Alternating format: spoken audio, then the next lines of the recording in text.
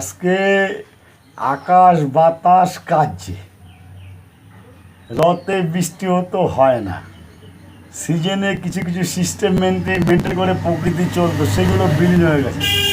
চাতক পাখি যে তাল গাছে কোটি কোটি বাসাও হতো, এখন কোনোখানে তাল গাছে চাতক পাখির বাসা নেই, বিলীন হয়ে গেছে। তাহলে এগুলো কে করলো? এই প্রকৃতি যে কাজ, যে এই যে 2 নম্বরইভাবে হাইব্রিড তৈরি করছে, এর কারণ কি? হ্যাঁ, এরটা ওইখানে, ওর ওর বীজটা সেইখানে, কারণটা কি?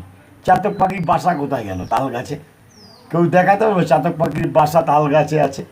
কত পশু পাখি বিলীন হয়ে গেছে, কারণটা কি? প্রকৃতি কাঁদছে কেন? হ্যাঁ, হু হু করে কাঁদছে কেন? আকাশের সেই 50 বছর আগের যে ওয়েদার, যে কালার, সেগুলো কোথায় গেল?